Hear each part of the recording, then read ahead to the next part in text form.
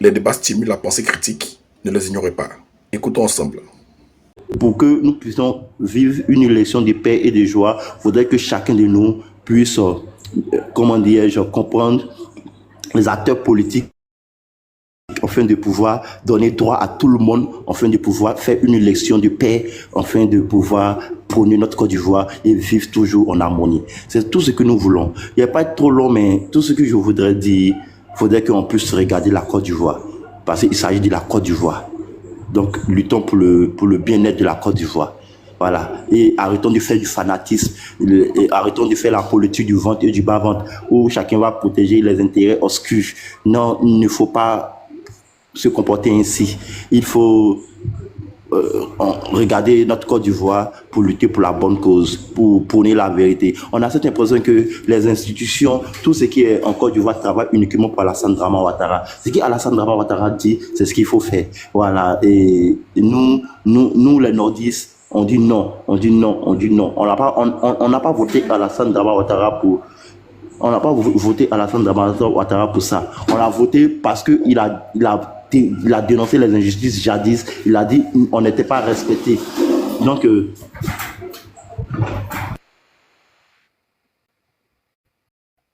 Ok. Je crois il a eu un appel ou bien il a chuté. Hendrix, bonjour, bienvenue sur le panel de Bitigno officiel. Ouvre ton Bonjour. micro. Alors, Bonjour à tous. Oui, oui, allez-y. on fait d'abord un petit descriptif de ce qui s'est passé hier sur NCI Ok. et on va parler de l'état de droit en général en Côte d'Ivoire. Vas-y. D'accord, ok. Merci, je vous remercie infiniment. Bonjour à Monsieur Bitillon, que j'ai commencé à suivre suite à souvent ces interventions que j'ai vraiment appréciées. Merci. Moi, en fait, il y a une question que je me suis posée quand j'ai suivi ce débat. J'ai pas suivi tout le débat parce qu'en général, quand l'autre côté il parle, ça donne tellement mal à la tête que je préfère quand des personnes qui réfléchissent assez sensées parlent, j'écoute. Donc, C'est ça. j'ai suivi et je me suis dit une chose. L'avocat de Monsieur Thiam, qui était à ce débat, je me suis dit que quand il est rentré chez lui à la maison, il a dû méditer pendant plusieurs heures. Il a dû même aller fouiller dans ses livres de droit dans lesquels il a étudié pour s'assurer que il n'a pas perdu son niveau intellectuel, son niveau d'intelligence. On dira peut-être quand il y a ce genre de débat, c'est pas la peine d'y aller. Mais moi je dis c'est bien d'y aller. Parce que, pensant venir déployer ou bien pensant venir, comme on dit là, diffuser toutes leurs informations mensongères, erronées, toutes leurs manipulations, ils font face à des personnes compétentes, qualifiées, qui réussissent à leur montrer, excusez-moi du terme, qu'ils sont vraiment stupides. Qui réussissent à leur démontrer ça. Des gens que même quand on dépose l'évidence est là, ils vont vous dire que c'est faux. Mais comment on peut réfléchir et puis en pleine télé, dire qu'avoir une carte d'identité ou un passeport, ça ne veut rien dire. Je sais pas, hein. Est-ce qu'on est en train de nous dire que on va réécrire l'histoire démographique de la Côte d'Ivoire? C'est pour dire quoi? On n'est pas en sécurité. On a des personnes qu'on envoie débattre, quand ils n'ont plus d'arguments, ils déploient en même temps toute leur incompétence à travers des interventions vraiment stupides. C'est déplorable. Il faut vraiment que les Ivoiriens, là, nous, là, on reprenne notre pays comme il se doit.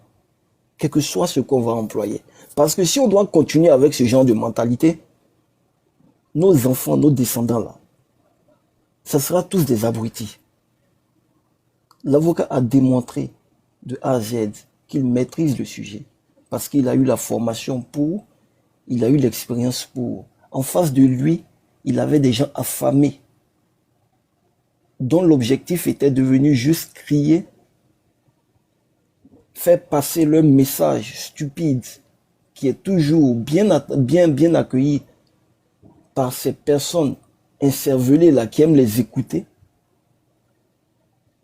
Il lui a démontré, à lui tout seul, il a fait la preuve de droit.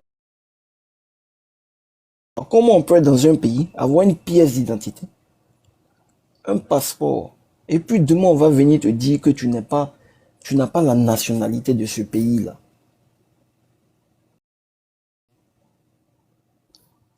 En conclusion, là, hein, pour terminer sur ma première prise de parole, si vous me permettez encore de parler après, on a une peur. On a tellement peur qu'il faut user de tous les moyens pour écarter tous ceux qui sont susceptibles, même pas susceptibles, tous ceux qui vont nous battre en temps normal. Parce qu'on sait comment nous sommes venus nous asseoir là. Et la voie que ces gens-là veulent employer là, en l'occurrence, l'opposition, M. Thiam, M. Babo et consorts, est la voie par laquelle nous on partira de façon tranquille. On partira. Et aujourd'hui, ils vont user de tous les moyens. Comme aujourd'hui, on a les instances de l'État dans les mains, il faut les utiliser pour pouvoir nous ouvrir cette route-là, ce chemin-là, même de la façon la plus stupide possible. Parce que on a des armes, c'est nous qui détenons toutes les institutions de l'État. L'avocat a dit hier, on accuse quelqu'un d'avoir volé quelqu'un qui dit « moi je n'ai rien perdu ». Mais ils sont assis et puis pour eux c'est normal. C'est tout simplement de la peur, de la manipulation, de l'intimidation. Mais quand ça arrive à ce niveau-là, où vous débattez, au point où vous faites ressortir vos carences là, totalement, ça veut tout simplement dire que c'est la fin. Pour l'instant, c'est du provisoire. Et 2025 là, c'est une renaissance de la Côte d'Ivoire. Ça seulement, je suis convaincu. Merci. Merci beaucoup, Hendrix, qui a un joli nom là.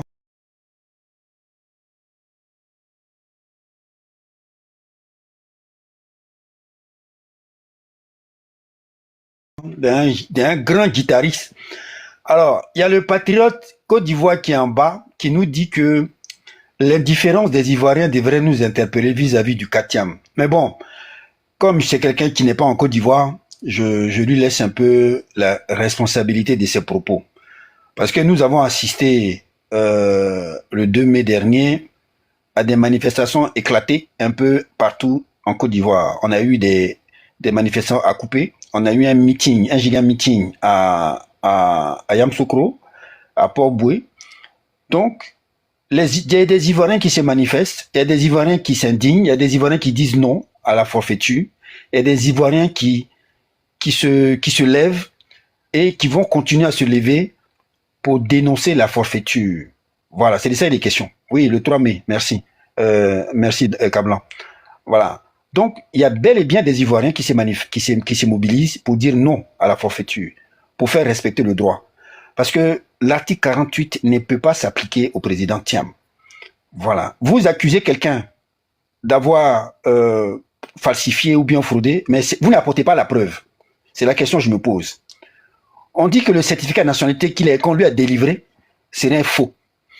Mais sur quelle base il a eu ce certificat de nationalité? Quelle est l'autorité qui a signé le certificat de nationalité? Quelle est l'autorité qui a signé sa carte d'identité? Et enfin, quelle est l'autorité qui a signé le passeport des Tidiane Thiam? Parce que moi, je me souviens, en 2022, en grande pompe, à l'ambassade de Côte d'Ivoire, il était reçu en grande pompe par l'ambassadeur de Côte d'Ivoire pour lui remettre ses papiers. Bon. Donc, à un moment donné, il va falloir que les gens arrêtent la manipulation. C'est sous le régime RHDP que nous voyons encore des cas de nationalité.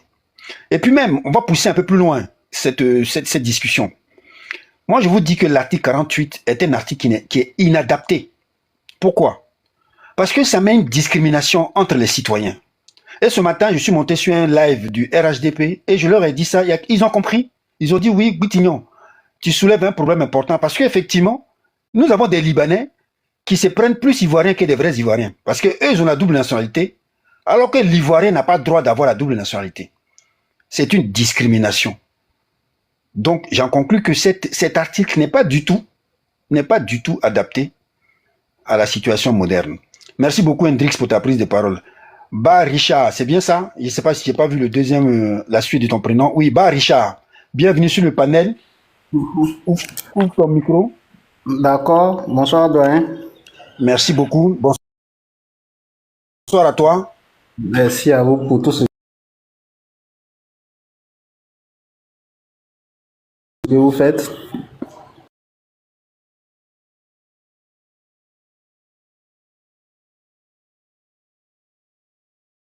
Et je pense qu'on va rester positif comme ça dans la lutte. Les gens là cherchent toujours à salir la main du président Thiam parce qu'ils savent que c'est le seul président actuel qui a la main propre. Et ils veulent mettre des bâtons dans nos roues afin que ses mains soient salies. Donc, on va être sage et lutter dans un bon sens. On va pas prendre les armes comme eux. Hier, j'ai suivi un peu le débat et j'ai compris que c'est à cause du cas Thiam que les gens refusent de faire la RLE.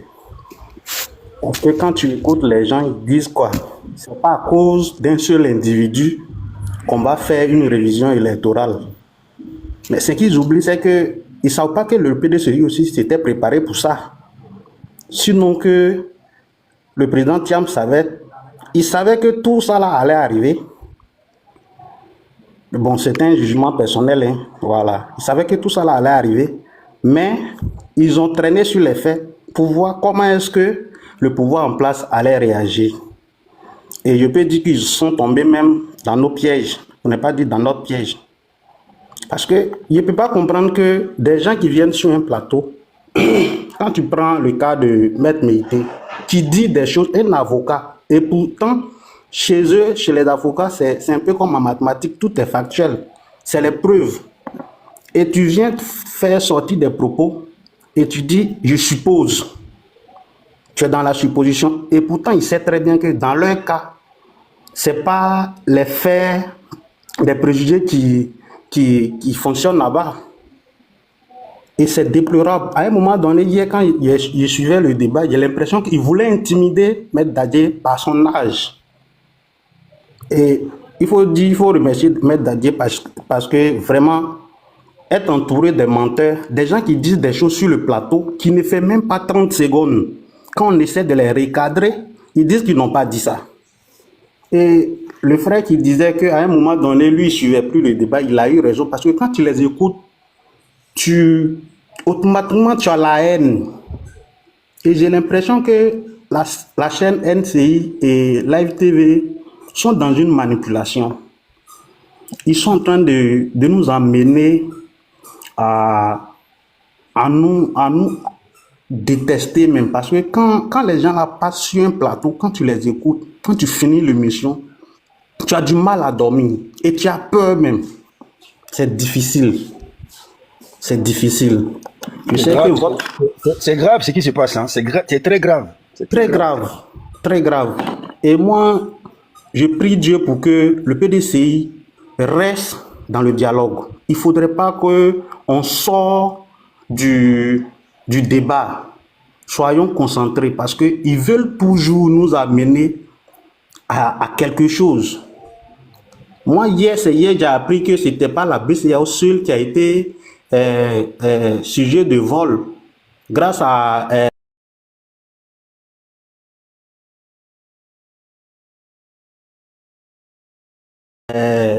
grâce au journaliste Doumbia. Il a dit qu'il y a d'autres banques qui seraient encore braquées. Ça veut dire qu'ils connaissent la source, ils connaissent les gens qui ont volé, qui ont braqué ces banques-là. Mais donc, les banques ont été braquées, Richard, excuse-moi. Les autres banques ont été braquées par FRC. Il faut qu'ils arrêtent. Voilà, les autres banques ont été braquées par les FRC. Non, ils n'ont qu'à arrêter les conneries. Voilà pourquoi je dis sûrement Doumbia savait, il sait qui sont ceux qui ont braqué ces banques-là.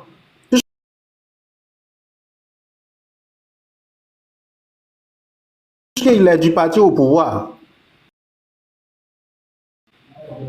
Donc c'est un peu difficile et il faut dire que ça fait peur. Aujourd'hui, les élections en Côte d'Ivoire fait très peur. Très peur. Actuellement, nous on se prépare. Moi je suis à Boaké actuellement. Et à partir de septembre, J'envoie mes enfants, ma petite famille au village. Que tu sois en classe des armées ou pas, moi, c'est pas mon problème. Donc, vraiment, ne laissons pas ces gens-là nous intimider. Soyons concentrés dans la lutte. Il n'aura pas de plan B. Parce que si on pense à un plan B, c'est comme si on n'a pas honoré à ce qu'on s'était dit. Ok, merci Richard. Alors, Merci je vais répondre rapidement à un gars qui est dans les commentaires là. D'accord. Allons-y. Ouais, Mike, attends. Sisben, tu sais, des fois quand je débat avec toi, je trouve que tu as un peu d'insuffisance. Mais jusqu'à ce point, je trouve que ton cas est désespéré. Alors, l'avocat de Thiam, il n'est pas membre du PDCI RDA. Il n'est pas militant du PDCI RDA. Alors, pour ton information, c'est le PDCI RDA, jusqu'à nouvel ordre, qui refuse d'aller sur les plateaux télé. Voilà. Tu comprends? Ainsi que les militants. C'est de ça il est question. Mais Maître Daguet, c'est un avocat, il fait son taf, il est payé par Thiam pour le défendre, donc il peut aller où il veut, quand il veut. Voilà. Donc, à un moment donné, il faut réfléchir un petit peu. Voilà, merci. Alors, il y a Khalilou qui est là. Excuse-moi. Il refuse d'aller sur NCI, il refuse d'aller sur les plateaux de télé. Faut préciser. Parce qu'ils vont sur les plateaux de télé, c'est sur NCI, ils vont pas. Faut préciser. Pour l'instant, pour l'instant, ce que je sais, à ce que je sache, pardon, c'est sur NCI. Ah, ok, merci beaucoup. Merci d'avoir précisé. Parce que, voilà, pas plus tard que, je sais pas, ça ne fait même pas une semaine, M. Chérif était sur on va dire sur un plateau pour débattre. C'est NCI, voilà. Est-ce que je peux avoir mon temps de parole? Oui, non, ben justement, j'allais te passer ton temps de parole. Ah, ben parfait. Mais attends, j'allais te présenter par le réseau. Oui, attends, Mike, comme tu es parti, on a fait le tour. Ok, d'accord, il n'y a pas de souci. Tu vas attendre. Je vais dire bonjour à Jonathan qui est monté. Khalilou, vas-y, prends tes 4 minutes, s'il te plaît. Mettez-lui son temps, s'il vous plaît, les modérateurs. Voilà, donc, je pense qu'il y a un sujet qui est là. Tu voulais que je monte pour qu'on parle de l'arrêt Tchao. J'étais occupé, je ne pouvais pas monter. Donc, j'ai fini ce que je faisais avant de pouvoir monter. Non, en fait, l'arrêt Tchao, on va en parler. On va en parler pour savoir aujourd'hui quelle est sa portée, son impact dans l'ordonnancement juridique ivoirien. Ça, on va en parler dans un deuxième temps. Mais dans un premier temps, on est là pour débriefer un peu ce qui s'est passé hier. Ah, ok. Alors, voilà. Concernant les débats d'hier, voilà, je pense que chaque personne qui était présente au débat se sont bien défendus. L'avocat, il est quand même pertinent, il faut le reconnaître. L'avocat Ahmed Gadier, il a été percutant, il était pertinent, il a donné des preuves. Les autres aussi se sont bien défendus. Mais moi, il y a quelque chose qui a retenu mon attention. Le fait que l'affaire soit encore en justice. Parce que je crois qu'il y a un recours en annulation qui a été fait. Tu confirmes l'information, c'est un recours en annulation, on est d'accord? Ouais, parce qu'en fait, il y a donc, si l'avocat principal a relevé que la juge n'a pas transformé. Oui, on a donné des motifs tout. C'est pour vivre de si il y a un recours en annulation, moi je pense que c'est d'attendre de voir ce que la justice va dire. Parce que forcément, il y a des griefs, il y a des on va dire, dans l'arrêt, on va dire, dans la décision, il y a forcément des points sur lesquels ils ne sont pas d'accord. Donc, ils vont pouvoir relever ces points-là pour aller en justice. Et puis, on va voir ce que la justice va décider. Si le recours il aboutit, ils vont gagner leur procès. Et puis, on va voir la suite et les conséquences de cette nouvelle décision. Donc, moi, je n'ai pas beaucoup de commentaires. Je trouve que voilà, chacun s'est bien défendu. L'avocat de Thiam, il faut le reconnaître, il a été percuté, il a donné des arguments. La seule chose sur laquelle, je trouve qu'il aurait pu quand même nous prendre un peu au sérieux, c'est le fait de dire qu'il y a des gens qui sont nés français, mais pour éviter d'aller chercher les documents, où c'est long, ils vont aller se naturaliser. Sachant bien que la procédure de naturalisation est beaucoup plus longue que ça. Parce que quand tu te naturalises, tu vas fournir les documents des parents. Parce que le dossier, il part d'abord à la préfecture. La préfecture envoie le dossier à SDANF. SDANF qui est la section du ministère de l'Intérieur qui étudie toutes les demandes de naturalisation, que ce soit par mariage, par fratrie ou autre. Après, le dossier va au SCEC. Au SCEC, c'est le service central des états civils de la France. Et c'est là-bas, ils établissent les actes de naissance. Et de ce que je sais de l'acte Amisha, t'inquiète, tu vas faire ta motion après. De ce que je sais de l'établissement des actes de naissance, quand quelqu'un est naturalisé, ils prennent toujours les informations au niveau des parents. ils vont demander les documents des parents pour pouvoir les établir. Donc, s'il y a déjà les documents sont déjà là, pourquoi dire que pour éviter d'aller chercher ces mêmes documents, alors que c'est la base de ces documents-là, parce que personne au SKEC ne va dire non, mon papa s'appelait par exemple Kone Mori ou bien mon papa s'appelait Bitu, puis ils vont te croire comme ça. Il y a forcément un document qui l'atteste. Donc quand le dossier va au SKEC et qu'ils établissent l'acte de naissance, il y a forcément les documents des parents qui vont intervenir. Voilà, la procédure de naturalisation, on peut regarder, tout le monde peut regarder sur Internet, sur YouTube pour savoir comment ça se passe un peu. Donc le fait de dire que les documents, pour aller chercher les documents, c'est un peu compliqué. Il est préférable d'être naturalisé. Je pense qu'on peut vraiment se prendre un peu au sérieux. Maintenant, l'autre fois sur ton panel, j'avais donné des informations. Voilà, selon les recherches que j'avais, je ne sais pas si après, peut-être on pourra revenir là-dessus. Parce que de ce que moi j'ai cherché, comme j'ai dit l'autre fois, c'est que le père de Thiam avait perdu la nationalité française lors de sa naissance. De moi, mes recherches, c'est ce qui ressort. J'avais donné les preuves l'autre fois sur ton panel, tu te rappelles bien, je crois, il y a 2 jours, avec l'avocat que vous avez invité là. Voilà, donc moi je me dis, c'est pourquoi il a été naturalisé. Mais dans tout ça, moi je pense qu'il fallait être clair dès le début. Parce qu'aujourd'hui, le fait de dire le président n'était pas au courant, le président était au courant, on lui a établi là qu'on n'a pas fait ceci, on n'a pas fait cela.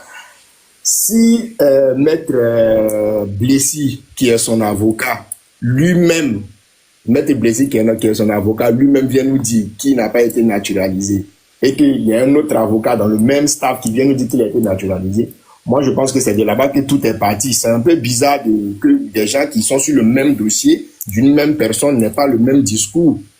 Voilà, il fallait être clair dès le début. Tu peux prendre la motion, d'Amicha. Vas-y Amicha pour ta motion. Kalou, faut type là. Kalou, je te pose une question. Ok. Avant la naturalisation du père de Thiam, le père de Thiam, ton père de Thiam avec quelle nationalité? Non, son papa n'a pas été naturalisé. Il est né français. Avant sa naturalisation, pour qu'il soit ivoirien là, il avait quelle nationalité? C'est 1. Ok. De 2, comment ça se fait que sur les documents de sa sœur, le père de Thiam s'est marqué qu'il est né français sur le document de sa sœur? Ok. Voilà. Maintenant, les 2 motions. Tu quoi? Je peux répondre? Ok, vas-y. Ok. Alors, pour le document de sa sœur, je crois que du document qu'on avait vu circuler sur Internet, c'était de 1959, on est d'accord? C'est un document de 1959. Exactement. Ou pas? Oui. Donc, 1959, il avait encore la nationalité française. Donc, c'est normal qu'on mette sur le document de son Il a enfant. perdu à quel moment? Justement, il a perdu en 1960. Dès lors que les pays ont acquis leur indépendance et que la loi que j'ai donné le numéro, l'autre fois, la loi numéro 6752 du 28 juillet 1960 là, est rentrée en vigueur, tous les ressortissants des États membres qui étaient des pays colonisés, qui ne résidaient plus en France et qui n'avaient pas fait cette demande-là de garder la nationalité française, recouvraient leur nationalité d'origine, c'est-à-dire la nationalité de leur pays. Et quand tu regardes le code de nationalité sénégalaise qui est rentré en vigueur en 1961, le code de nationalité ivoirienne, donc la logique, je dis bien là, parce que moi je ne peux pas attester vu que je n'ai pas de document, je vais parler de ce que je sais. La logique voudrait que chacun recouvre sa nationalité.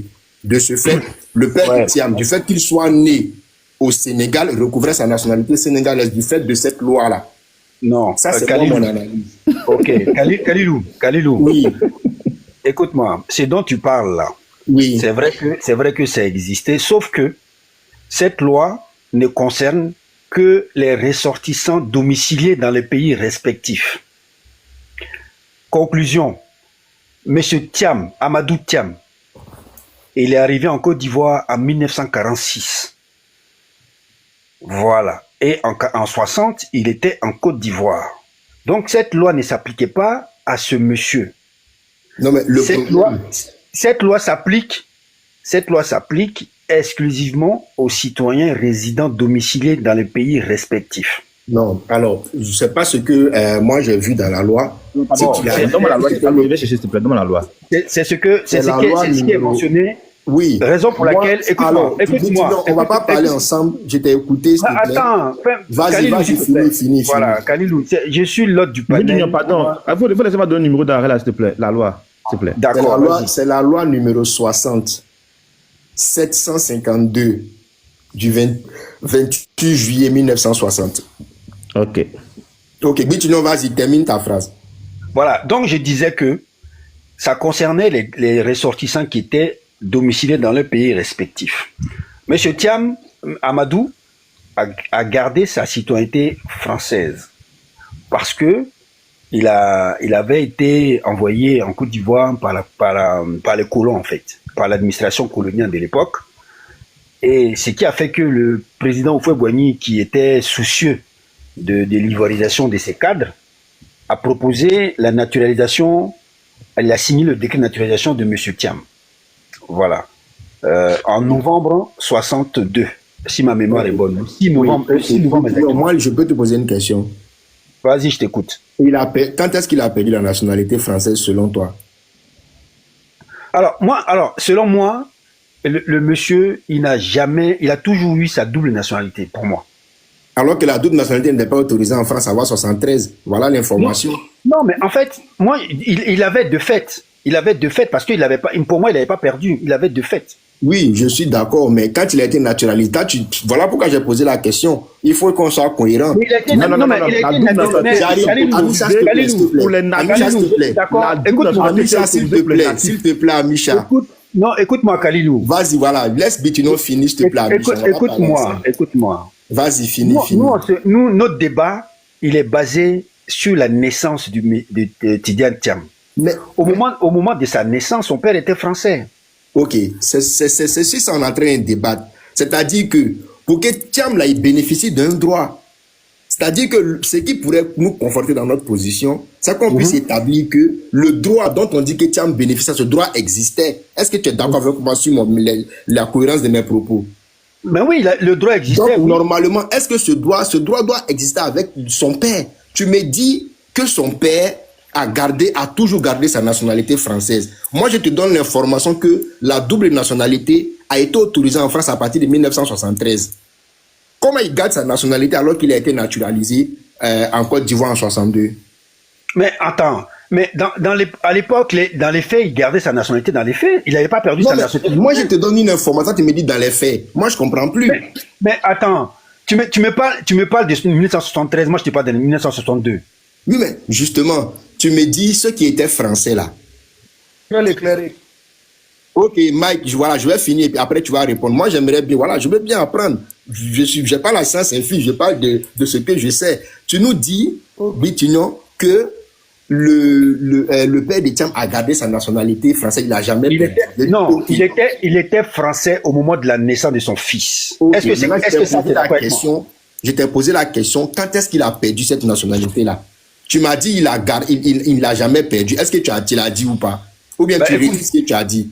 Bon, par la suite, après quand Mike, s'il te plaît, Mike. Vas-y, Bitignon. Non, par la suite, pour moi, il a toujours gardé, mais bon, dans les faits. Mais maintenant, juridiquement, je ne sais pas. Ok, il n'y a pas bon. Là, au moins, tu as été honnête, tu dis, tu sais pas. Vas-y, Mike, je ferme mon micro, on t'écoute. Voilà, Kalilou. Le père de Tidiane Thiam, Amadou Thiam, il a été nommé ministre en Côte d'Ivoire en février 1963.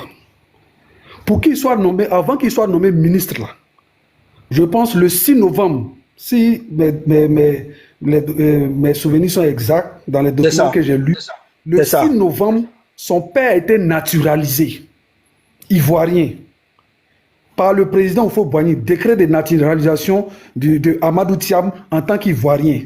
Ça, c'est le 6 novembre 1962. Thiam, là, il est né en juillet 1962. Quand on naturalisait Amadou Thiam, là, avant qu'on le naturalise, là, il avait quelle nationalité? Il était bel et bien français. Le papa de Thiam, M. Amadou Thiam, ne tombe pas dans le cas des indigènes, comme on dit non avant. Il y a une pensée populaire qui pense que tous les indigènes avaient la citoyenneté française. C'est faux. C'est archi faux. tous les indigènes n'avaient pas la citoyenneté française. La loi qui a permis au papa de Tidjane Thiam d'être français, là, c'est une loi qui donnait droit à la citoyenneté française à une catégorie d'indigènes nés dans certaines cités dans l'Afrique ouest francophone, sous colonie française. Et dans ces cités-là, il y avait 4 villes françaises, dont Dakar, où le père Amadou Thiam est né. Quand il naissait là-bas, c'était une citoyenneté par droit de sol. Si tu es né là-bas, tu es français d'office. Maintenant, on veut faire comme si toutes ces choses-là n'ont pas existé et que même la loi que nous sommes en train d'appliquer là, il n'y a pas eu une confusion. Il y a eu bel et bien confusion sur les nationalités après les indépendances. Il y a eu confusion sur les nationalités et sur les droits des citoyens français après les indépendances. Donc, il y a eu beaucoup de procès. Et dans ces procès sur la nationalité, sur la citoyenneté, là, la justice française a rendu des décisions. C'est de là, faut pas on va ignorer les thèmes que Maître Dadje, et je le dis parce que je suis juriste, à partir du moment où on va ignorer les thèmes, on va se fouvoyer. Maître Dadje a bien parlé de nationalité par surabondance. Ce n'est pas un thème qu'il a inventé. Hein. C'est un thème qui est employé dans la jurisprudence française, dans un arrêt connu sur la nationalité, pour la régularisation des citoyens français qui ont acquis la nationalité avant les indépendances et qui avaient des difficultés à se faire reconnaître comme français après les indépendances, comme on appelle, en France, sur le territoire français. Je peux te poser une question. Et cette affaire-là, oui, allons-y, pose-moi une question, je t'écoute. Je veux savoir, est-ce que tu es au courant du numéro de loi que je viens de donner là? Tu connais cette loi-là ou pas? Non, je ne connais pas, j'ai noté, je vais chercher ça. Ok, donc... Je ne connaissais pas cette loi. Ok, je donne une information à partir de ça. Attendez, Kalilou, attendez. Il y a John qui est là depuis un moment, il n'a pas encore parlé, on va lui donner la parole. Non, je pose juste ma question et on laisse John parler. Attends, Kalilou, attends, s'il te plaît. Ferme ton micro, s'il te plaît. Voilà. Mike, faut chuter. Je vais passer la parole à John Jonathan, s'il te plaît. Bon, Mike, faut chuter, je vais donner la parole à John Jonathan, si tu peux. Ok, John Jonathan, ouvre ton micro s'il te plaît. Bonjour à toi, bienvenue sur le panel. Bonjour Bagbe Tignon, merci beaucoup. Moi, si je voulais poser 3 questions à comment on dit ça, parce que c'est un cas pratique, je vais dire, c'est ma situation à moi. Moi, mon père est né d'une mère et d'un père ivoirien. Ça, c'est mon père, donc il est 100% ivoirien. 200, je veux dire. Ma mère, elle est née d'un père béninois et d'une mère ivoirienne. Et elle a pris la nationalité ivoirienne. Elle n'a jamais touché à la nationalité béninoise. Maintenant, aujourd'hui, en 2025, son père qui est décédé il y a vraiment longtemps, elle-même, je ne sais pas si elle se souvient où elle a mis les papiers de son père. Si elle veut utiliser la nationalité béninoise, qu'est-ce qu'elle va faire? Je demande à Kalilou, le juriste, qu'est-ce qu'elle va faire? Mais les papiers de son père, là, dans les archives, là, il y a les papiers de son père dans les archives. Il suffit de retirer un extrait d'acte de naissance de son père d'abord. Parce que les papiers de son père, là, dans les archives, là, il y a les papiers. Micro du gars, s'il vous plaît. Voilà. Ferme ton micro. Voilà, donc, pour dire que non, les documents de son père, son père est décédé il y a longtemps. Déjà, si elle arrive à faire ressortir un extrait d'acte de naissance de son père, bien que l'extrait n'établit pas on va dire la nationalité de la personne, il suffit de rechercher une pièce d'identité de son père pour pouvoir établir le lien qu'il y a entre elle et puis elle et puis son père. D'accord, il n'y a pas de souci. Maintenant, au lieu d'aller rechercher, si elle va se faire naturaliser béninoise pour pouvoir mener certaines activités au Bénin, vu que son père est béninois, mais elle n'a pas cherché à prendre les papiers. Je n'ai pas dit elle n'a pas trouvé. Hein. Si elle va se faire naturaliser béninoise, est-ce que ça veut dire qu'elle n'est pas née d'un père béninois et d'une mère ivoirienne? Mais le fait de naître... Non, je prends la question. Est-ce que ça ne veut pas dire... Je réponds. Tu ne vas pas me poser une question et me dire comment je dois répondre. Quand même. Mais le fait de naître d'un père ivoirien, béninois, ou bien d'un père béninois et d'une mère béninoise, c'est un document qui l'atteste. C'est pas dans la volée, on ne se lève pas comme ça. Moi, je peux dire né d'un anglais. Qu'est-ce qui le prouve? C'est les documents. Donc, le fait de dire, il n'y a pas de document qui l'atteste, s'il n'y a pas de document qui l'atteste, là, mais le lien juridique n'est pas établi. Le lien juridique ne s'établit pas par seulement Il n'y a pas dit qu'il n'y a pas de document. Il n'y a pas dit qu'il n'y a pas de document. Je dis, si elle se fait naturaliser, au lieu d'aller chercher les documents, si elle se fait naturaliser béninois pour pouvoir accéder à certains privilèges au Bénin là-bas, c'est un cas pratique. Moi-même, il te dit que c'est ma mère. Est-ce que ça enlève le fait que son père, je veux dire, elle n'est pas née, elle soit née d'un père béninois et d'une mère ivoirienne? C'est ce que je demande. Mais c'est ce que je suis en train de dire. C'est la réponse que je viens de te donner. Le lien juridique de naissance de père et de mère béninois n'est pas établi. C'est une naturalisation, bien évidemment, aux yeux de la loi. Qu'est-ce que tu veux comme réponse? Non, tu n'as pas compris. En fait, tu n'as pas compris. Attends, pardon, Mike. Khalil n'a pas compris ma question. Moi, je dis, est-ce que ça enlève le fait qu'elle soit née d'un père béninois et d'une mère ivoirienne? Est-ce que ça enlève le fait? Mais ce fait-là, il est établi par un document, non? John, attends, il a lui expliquer. Oh, mais est-ce que devant la loi, là, devant la loi, là, le fait de dire je suis né d'un père français, ça a une valeur devant la loi? Ça a quelle valeur, s'il te plaît?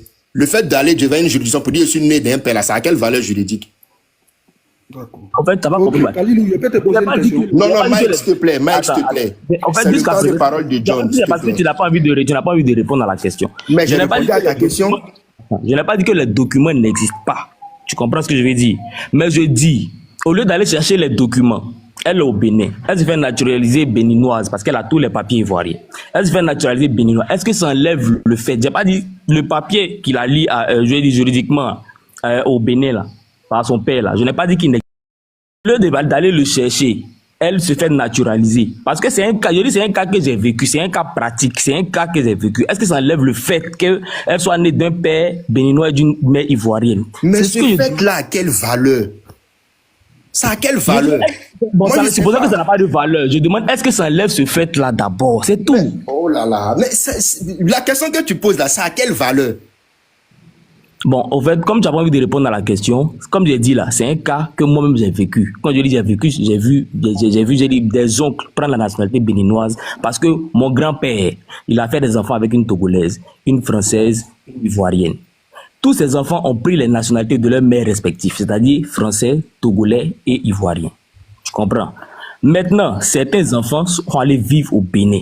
Ils se sont fait naturaliser béninois. Ça ne veut pas dire que les papiers n'existent pas parce que les frères en France ont les papiers du père, des frères en Côte d'Ivoire ont les papiers. Les frères du Togo, eux, sont allés se faire naturaliser. C'est un fait. Mais ça n'enlève pas que leur père était béninois, porte le nom Vodongbo. Ça vous dit que ça se fait. Attends. Pardon, tu n'as pas voulu répondre à ma question. Laisse-le développer, s'il te plaît. Voilà. Vas-y, John. C'est un fait. C'est un fait. C'est quelque chose que j'ai déjà vu, c'est factuel. Bon, j'ai vu. Je t'ai pris l'exemple de mes oncles qui ont un père béninois et une mère française. Ils ont pris la nationalité béninoise parce qu'ils avaient certaines activités à gérer au Bénin là-bas. Mon grand-père était douanier en Côte d'Ivoire.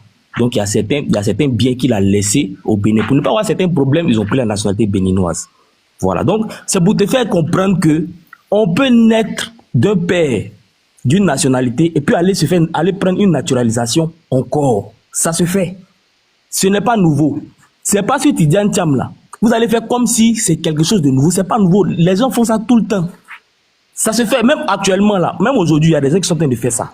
C'est-à-dire qu'ils sont nés d'un père et d'une mère, mais ils vont prendre se faire naturaliser, prendre la nationalité d'un de leurs parents. Parce qu'ils ont vécu tout le temps avec une autre nationalité. C'est pas comme si c'est que, je sais pas, en fait, je vais dire, c'est de mauvaise foi de reconnaître que cette procédure-là n'existe pas. C'est de mauvaise foi de ne pas reconnaître que ça là, je vais dire, ça se fait pas. Ça se fait bel et bien. Maintenant, à côté de ça, le père du président Thiam est venu en Côte d'Ivoire. Il s'est fait naturaliser en 1962. Ce qui veut dire qu'il n'était pas ivoirien. Parce que si je dis, il est venu, il s'est fait naturaliser, c'est qu'il n'est pas ivoirien. Il finit de se faire naturaliser, sa fille, sur l'acte de naissance de sa fille, on dit son père, elle est née d'un père, Amadou Thiam, né français. Vous voulez expliquer que le père là, lui, il est forcément né ivoirien. Pourtant même, il n'est même pas né sur le sol ivoirien.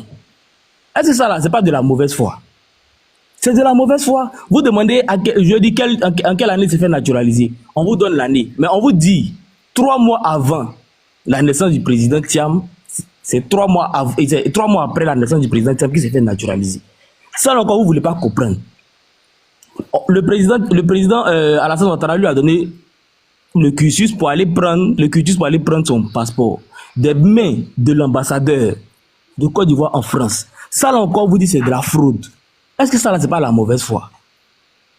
Vous dites que le président, pendant qu'il donnait son aval pour que le président ne tienne pas à récupérer ces documents-là, lui, le président, c'est-à-dire que lui n'a pas l'information. Pourtant, nous tous sur le panel ici, là, on le connaissait en tant que franco-ivoirien. Quand il a démissionné de Crédit Suisse, là, c'était, on peut dire que c'était une sorte de... J'ai utilisé le terme buzz parce que je ne trouve pas d'autres termes. C'était mondialement, c'est-à-dire de notoriété, comment on dit, publique. Le franco-ivoirien démissionne de Crédit Suisse avec des chiffres records, etc. Vous dites que le président, vous défendez une thèse selon laquelle le président n'était pas au courant que le président Thiam, lui, il avait la nationalité, la double nationalité. C'est quel, je veux dire, si c'est pas de la mauvaise foi là-haut, et puis nous qui voulons vraiment, je veux dire, faire la politique autrement là, est-ce que ça là c'est débat? Aujourd'hui, sur plateau de télé, on nous dit certificat de nationalité ne veut pas dire que tu es ivoirien. Scalilou, toi ça là, c'est français dans ton oreille. On dit passeport, ça ne veut pas dire que tu es ivoirien. Passeport ordinaire. CNI, ça ne veut pas dire que tu es ivoirien. Pourtant, quand tu vas sur le site de servicepublic.gouv.ci, quand tu tapes demande de nationalité, demande de certificat de nationalité ivoirienne, on met description, acte permettant de certifier qu'un individu est ivoirien. Mais aujourd'hui, sur les plateaux télé, là, on nous dit que ça ne veut pas dire que tu es ivoirien. Maintenant, ma dernière question. C'est quel acte qu'on doit poser pour qu'on soit sûr qu'une personne soit ivoirienne actuellement là?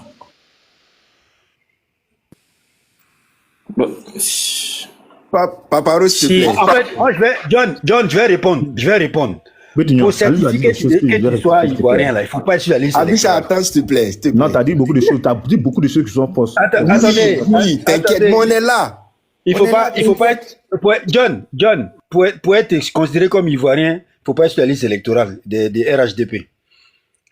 À partir du moment où tu te mets sur la liste électorale. C'est tout ce qu'on fait. Ou bien il faut avoir une carte RHDP. Là, tu es ivoirien. Ouais, il faut avoir une carte RHDP. Ou bien il faut pas être sur la liste. Et il faut surtout pas être candidat à l'élection présidentielle. C'est la seule condition pour être ivoirien. Il faudrait faire un peu sérieux. Non, Khalid, nous ferme ton micro. S'il te plaît. Ok. S'il te plaît. Il y a du monde. Il y a King qui est là. Il n'a pas encore parlé. King Eagle. La finance ne fait pas motion. Oui, doyen Gbitignon, je suis là, je suis bien là. Vas-y, King. C'est un tour de panel après. Chacun va prendre ses 5 minutes. Vas-y, King. D'accord. Merci beaucoup, doyen. Bon, on ne cesse d'en parler, hein. Ce qui est établi, qui est clair, c'est que quand on veut parler sérieux, on parle sérieux. Quand on veut parler la ruse, on est en train de parler la ruse. À la vérité, nous tous là, on sait dans quoi on est en train de partir. Voilà. Sinon, si c'est les questions de nationalité qu'on veut établir et qu'on sort, on a longuement épilogué sur ça.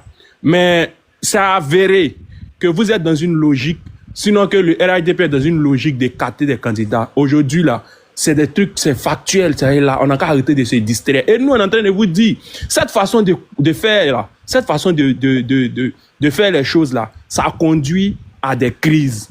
C'est clair et c'est établi. Maintenant, quand on le dit, vous trouvez que non, aujourd'hui, le pays va bien, il n'y a pas de rébellion, que tout va mieux, on a les armes, la force régalienne est là. Ça là, nous, on vous dit que c'est parce que l'opposition, là, elle a une éducation à ne pas créer de troubles et de crises. C'est tout. Il n'y a rien.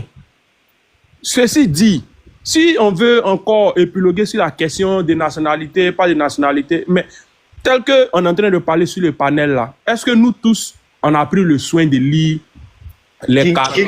King, attends. Mike, s'il te plaît, évite de te mettre en pause, s'il te plaît. Mike, sinon on va te faire descendre, s'il te plaît, Mike. Voilà, merci. Vas-y, King. Les 48 pages et consorts de la décision de la juge. Mais il y a quand même des petits points, parce que quand un crime là, il n'est jamais parfait. Quand elle a dit dans sa décision que Thiam est né de père ivoirien et de mère ivoirienne, le côté père là, Kalilou, honnêtement, ça là, c'est-à-dire que ça ne vous choque pas. Vous êtes d'accord avec? On n'a qu'à accepter ça. Thiam qui est né le 29 juillet 1962, son papa a été naturalisé le 6 novembre 1962, donc disons 3 mois après sa naissance. Si vous voulez, dites toutes les nationalités que son papa était. Si vous voulez même, dites qu'il était sénégalais, qu'il était japonais. Mais à la naissance de Thiam, le papa de Thiam n'était pas ivoirien. Ça là, au moins, on a qu'à être d'accord sur ça. Voilà comment l'avocat procède sur des trucs qui sont factuels, qui sont clairs, mais vous ne voulez pas reconnaître.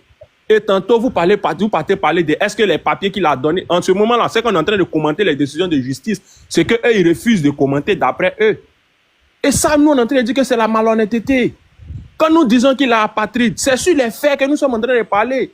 Vous nous parlez de nationalité en hibernation, mais quand nous, on vous parle de nationalité par surabondance, vous criez au loup. Vous dites que ça n'existe pas. Mais hier, l'avocat a bien signifié cela. Il y a bel et bien des cas où des gens sont nés, ils ont ce droit-là. Et puis, ils ne sont pas allés faire les papiers. Ils ne sont pas allés faire les papiers.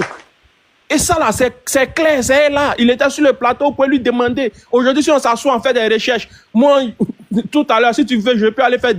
parce qu'il y a lu des documents, des papiers, des gens dans ces cas-là. Je vais t'envoyer ça pour éviter ce genre de débat-là.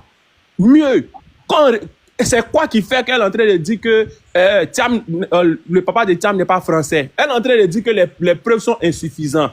Parce qu'on n'a qu'à lire la décision. On n'a pas dit seulement qu'on n'a qu'à envoyer forcément la pièce d'identité française du papa de Thiam ou bien son passeport français. Non, ils ont dit dans les décisions là que, en tout cas, tout papier qui peut prouver. Mais on est en train de dire que son papa l'a déclaré en tant que dans le registre des Européens. Est-ce que ça là c'est factuel ou bien c'est pas factuel? Si elle croit pas au papier qu'ils ont envoyé, où on écrit là, ou bien où on met les documents là, elle n'a qu'à aller vérifier. C'est au plateau tout près ici. Mais qu'on vienne pas nous sortir que non, le papier est illisible. Nous on est désolé. Nous on est désolé. Quand si on vient de bonne foi, on va reconnaître. Parce que ce sont des vieux documents, c'est pas des documents d'aujourd'hui. C'est signifié, c'est cacheté, c'est là, c'est authentifié. On nous parle de feuilles volantes. Mais on est en Côte d'Ivoire ici, vous-même, vous savez, les extraits de naissance, tous les papiers qu'on fait là, ce sont des feuilles volantes. Pourquoi est-ce qu'on veut prendre tout ça pour faire croire qu'on n'est pas en train de chercher à prouver quelque chose ou bien que c'est pas ce qui est?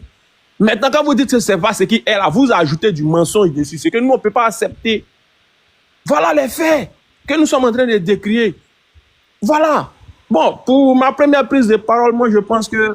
Merci King. Voilà. Merci King. Mais je pense que le chef suprême de la Côte d'Ivoire, le Dieu tout-puissant, Alassane Ouattara, je pense qu'il va sciencer.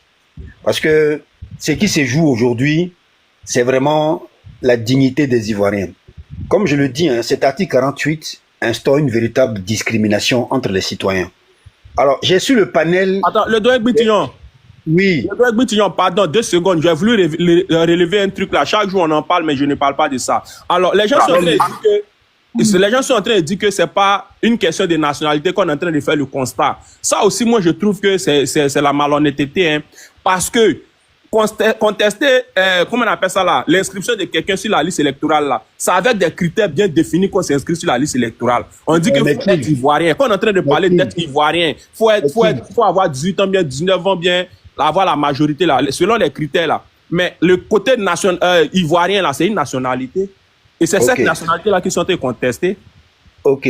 Le fait d'éradier quelqu'un sur la liste électorale, là, ça commence à prendre ses effets à partir de la radiation. Point. Donc, ça veut dire qu'aujourd'hui, le monsieur, il est dans une situation hybride qui n'a pas de nom. Et en plus de ça, il y a un juge qui refuse de lui délivrer un certificat de nationalité. Alors, le mec, il vous a mis dans un canevas dans lequel vous êtes tombé.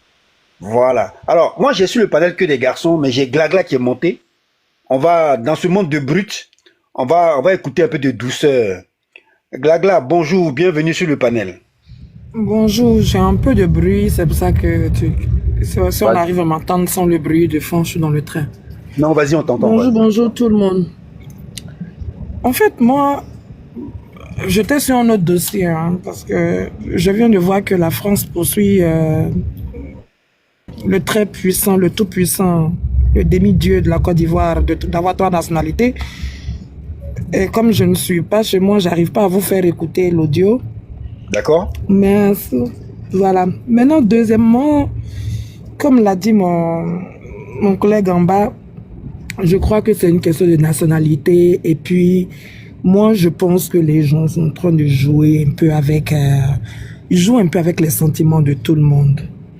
Je ne m'intéresse pas beaucoup à ce dossier parce que je me dis que s'il y a quelqu'un qui pouvait arrêter toute cette mascarade, c'est le tout-puissant demi-dieu, le roi qui règne d'un bras de fer sur la Côte d'Ivoire. Tu es d'accord avec moi? Ce que tu as vécu hier, moi je ne peux pas comprendre que quelqu'un qui a été candidat exceptionnel puisse enlever le droit à une autre personne d'être candidat exceptionnel. Hein? Je ne comprends pas. Parce que hier, toi, on a dit que tu avais une nationalité douteuse, hein, papy? Hein, Pépé, tu as créé une rébellion pour ça. L'arrête Diakoné. Voilà. La dernière fois, j'ai fait écouter ça sur mon panel. On t'a dit que tu n'étais pas très ivoirien. Tu t'as fait des histoires, tu t'es bagarré avec tout le monde. On a eu une rébellion, on a tout vécu, on a tout connu. On a fait de toi un candidat exceptionnel. On t'a donné le sésame, on te l'a offert. Hein? Et aujourd'hui, toi le même qui disait encore, à 90 ans, je ne pourrais pas faire notre mandat parce que je n'ai pas envie d'être à 90 ans chef d'État. C'est toi qui te bats avec tes enfants, tes petits-enfants, tes arrière-petits-enfants. Moi, je vois des John Jonathan, je vois des jeunes hommes que tu peux être deux fois leur grand-père, qui viennent te rappeler, papy, s'il te plaît, faut pas faire ça. Et tu te bats. Si ce débat n'intéressait pas ce monsieur, si ce débat le dérangeait, il aurait mis fin à ça depuis longtemps. Il aurait mis fin à ça. Mais il met pas fin à ça parce que ça le... Vous voyez, non, comme on dit chez nous, ça l'élimine, ça le il est heureux de voir que on est en train de se débattre pour une certaine nationalité qui, au fond, on n'a pas besoin. Parce que Thiam, moi, jusqu'à preuve du contraire, c'est la CEI qui me parle et c'est la CEI que j'écoute. Parce que la juge qui a parlé, elle n'est pas habilitée à me parler. Elle et moi, on n'a rien à se dire. Elle n'est pas habilitée à juger ce problème. Elle n'est pas habilitée. C'est un procureur qui doit me parler. Et la CEI qui doit me parler. On doit radier Thiam. Alors, c'est la CEI qui me dit. Alors que la CEI me dit 2 semaines avant, la CEI me dit que non, il est ivoirien, qu'il est sur la liste électorale et que c'était comme ça qu'il a été l'année passée, donc il est aujourd'hui. Donc c'est bon, on passe à autre chose. Non, papy, maintenant tu prends tes responsabilités et tu siffles. L'arrêt, tu dis maintenant stop, on arrête. Ça, je l'ai vécu hier, j'ai trouvé que c'était injuste, on ne va pas le faire à d'autres personnes. Surtout pas à quelqu'un qui, pendant mon mandat, m'a aidé à obtenir beaucoup d'argent. Hein, que voilà. Voilà. Et puis après, si tu ne veux pas, on va retourner, je vais appeler mes petits frères, on va retourner, on va aller chercher les endettements, avec tout l'argent qui t'a obtenu et les endettements que tu nous laisses. On va parler des 30 et quelques milliards, hein, millions de milliards que tu nous laisses derrière comme dette. On va en parler de ton bus ou de ton tram ou de ton train urbain qu'on n'a pas vu. On va parler de tout ça. On n'a pas envie de revenir sur tout ça. On est en 2025, on a presque à la moitié de l'année. On sait que nous, on va à des élections avec un champion que j'ai nommé l'agneau sans tache et qu'on va gagner nos élections. C'est tout. Donc après tout ce qu'ils sont en train de faire, pour moi, c'est de la plaisanterie. Oh, j'ai juste passé un message à papy. Pépé, tu as vu ton article 48 là? Aujourd'hui là, le mari de dame, hein, ton Vuvuzela là, qui s'appelle, comment elle s'appelle, la ministre des Affaires étrangères, Kandia Camara. Kandia Camara. À cause de ton article 48, son mari ne peut même pas briguer. Il peut même pas briguer à ses fonctions d'ambassadeur. Parce que, vois-tu, papy, il a double nationalité. Il est américain et ivoirien. Or, la loi américaine dit qu'un Américain ne peut pas servir notre pays que son pays. Donc, il doit libérer la nationalité américaine, mais ça ne l'arrange pas. Parce que demain, si vous quittez le pouvoir, il ne saura pas où aller. Donc, papy, tu vois, il y a une place qui est en train d'être vacante là. Tu le rappelles, il revient à Abidjan, tu mets quelqu'un d'autre qui est 100% ivoirien. De père et de mère. Quand on dit que C'est un effet boomerang. Tu craches en l'air, ça te retombe au visage. En voulant faire du mal à Thiam, à l'agneau sans tache, en voulant lui coller des taches, vous êtes en train de vous créer des problèmes. Parce que nous, maintenant, ce qu'on va s'amuser à faire, c'est qu'on va faire la liste de toutes les personnes de ton gouvernement qui ont double nationalité. Et tous les matins, on va choisir un, et puis on va le poser sur nos panels, et puis on va discuter avec lui de sa double nationalité. C'est parce qu'on a envie d'être ces militants de salon qu'on a toujours été au PDCI, à rester là, se tourner les pouces en disant non, on ne veut pas d'histoire, nous, on est des militants éduqués. Moi, je vous dis, moi, je ne suis pas une militante éduquée. Moi, j'étais à l'école du parti, mais je ne suis pas éduquée. Moi, je suis beau dans la tête. Donc, je vais vous prendre un à un, et puis je vais vous poser sur mon panel, et puis je vais vous faire ça propre. Mais propre. Moi, vous me connaissez. Kenya Kamara, ton mari est américain. Tes enfants sont américains.